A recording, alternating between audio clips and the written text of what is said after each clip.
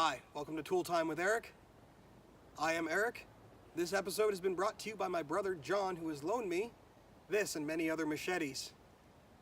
This video is sponsored by John. If you need to hit something with something sharp, if you need to reach things off of a tall shelf, talk to John. So I have my machete, but this is one of my favorite ones, and so I'm using my brother's machete for this episode.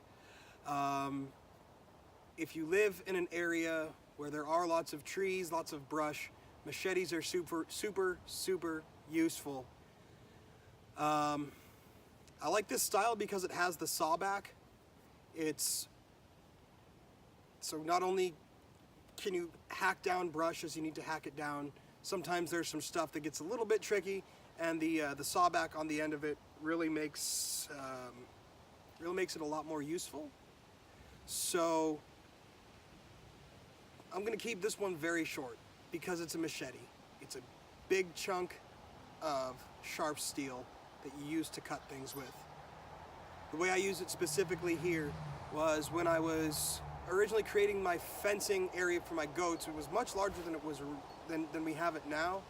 We had to revise our fence. I'll do a video on that later.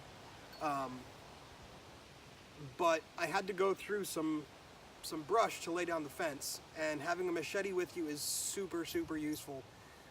Branches of different sizes. I mean, I used my own personal machete actually. I used it to chop a log in half because I lost my saw. So just hacking at an angle. When it comes to safety with machetes, one thing you want to keep in mind is having a good distance around you, a safe distance, using the length of your blade. So I were to use this and I didn't want to chop this stuff up, I would have to move because this tree is in the way. Hitting a tree might not be super important, but especially if you have kids in your area that you're working, you want to make sure that you're completely safe around the area where you're swinging that thing so no one accidentally gets stuck. You can't see it, but this one has a hole for a lanyard. And so what I'll do, depending on what I'm doing, oftentimes I will attach a piece of 550 cord, piece of rope, through the lanyard hole around my wrist. That way, if I accidentally drop it, it doesn't go flying out of my hand. You don't want that to happen. You want to make sure that you're maintaining control. When it comes to maintaining your machete, a good thing to do is you want to keep it sharp. A dull blade just adds more work for you.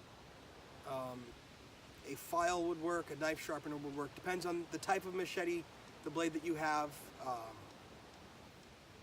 But you want to keep it sharp, and there's many different ways to keep it sharp. You want to keep it free of corrosion. As rust builds up, it's just going to weaken the metal. So you want to take good care of it the way you take care of any of your other tools. Keep it in good condition.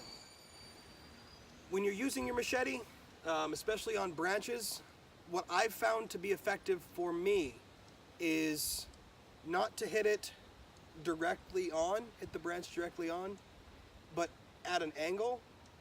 So you're slicing it and there's kind of a draw there as well. You want to hit it at an angle for branches. It clears them a lot faster rather than hitting it at a 90-degree angle.